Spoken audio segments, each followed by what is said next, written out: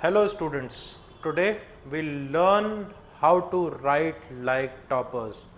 जैसा कि आप सब लोगों के बोर्ड्स आ चुके हैं, अब हमें पढ़ाई से ज़्यादा इस चीज़ पे फोकस करना पड़ेगा कि हमारे ज़्यादा से ज़्यादा मार्क्स कैसे आ पाएँ। इसके लिए बहुत इम्पॉर्टेंट है कि हम पेपर में लिखते कैसे हैं। अगर हम पेपर में अच्छा लिखते हैं और हमें थोड़ा सा कम भी आता है तो हम काफ़ी अच्छे मार्क्स अचीव कर सकते हैं, और अगर हमें मार्क्स ज़्यादा अचीव करने हैं तो ये बहुत बड़ा फैक्टर होने वाला है आप लोगों के लिए। सबसे पहली चीज़ है कि आपको पेपर को नीटली लिखना है।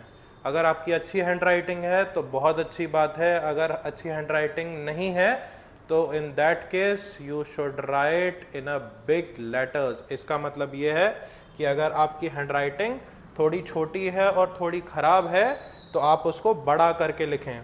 सेकंड है कि अपने आंसर्स को स्ट्रक्चर्ड वे में लिखें। अगर मैं आपको एक एग्जांपल दूं, आप अगर आंसर्स लिख रहे हैं तो आपका आंसर्स इसी फ्लो में आना चाहिए। अगर आपका आंसर ऐसे आ रहा है तो ये टीचर को खराब लगता है। आप ये सोचिए कि बोर्ड्स का टीचर के पास कितनी हज़ारों कॉपीज़ होती हैं, तो अगर आपकी कॉपी सुंदर दिखेगी that will make advantage for you. उसके बाद है टाइम। आप लोगों को अपना टाइम बहुत इफ़ेक्टिवली मैनेज करना पड़ेगा। आप लोगों को ये समझना पड़ेगा कि पेपर में डिफरेंट टाइप्स ऑफ क्वेश्चंस आते हैं, जैसे 1 नंबर का, 2 नंबर का, 3 नंबर का, 5 का, 6 का।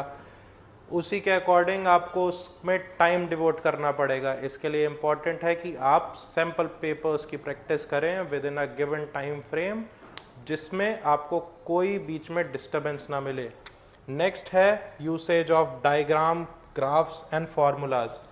अगर आप एक आंसर लिखते हैं B it of any subjects, जैसे अगर हम साइंस का एग्जांपल लें तो अगर आप साइंस का कुछ आंसर लिख रहे हैं और उसमें आप एक छोटा सा रेलेवेंट डायग्राम बना लेते हैं तो उसका अपीयरेंस बहुत मैटर करेगा। वैसे ही अगर आप इकोनॉमिक्स का आंसर लिख रहे हैं तो इकोनॉमिक्स में अगर आप वहीं पर ग्राफ बना देते हैं तो वो इम्पैक्ट और बढ़ा देगा।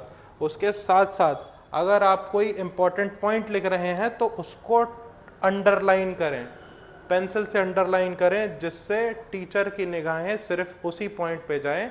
और अगर ऊपर या नीचे आपने थोड़ा उल्टा सीधा लिख दिया है तो उस पर टीचर ज़्यादा फोकस ना करे और आपको अच्छे नंबर दे दे। Last and most important part is to revise. आपने जो आंसर लिखा है, अगर आपका टाइम बच रहा है तो ओवर कॉन्फिडेंस में खड़े होके जाए ना।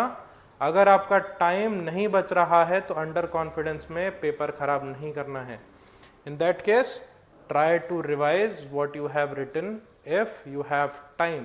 So accommodate more points if it comes in your mind. Next is checking.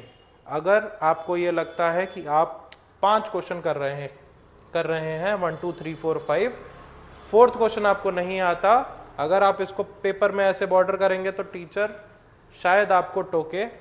But आपको क्या करना है, लास्ट में चेक करना है कि ये वाला क्वेश्चन मेरा छूट गया है तो इसका मैं आंसर लिख दूं। बहुत बार ऐसा होता है कि बच्चे अंडर प्रेशर या ओवर एक्साइटमेंट के केस में चीज़ें छोड़ के आ जाते हैं और फिर घर आते हैं तो उन्हें लगता है यार ये तो क्वेश्चन मेरे को आता था। इन दैट केस आपके साथ ऐसा नहीं होना चाहिए और फालतू में अपने मार्क्स नहीं घटाने हैं। तो अगर आप इन 5 चीज़ों का ध्यान रखोगे तो आप काफ़ी अच्छी तरह पेपर लिख के आ पाओगे। Thank you.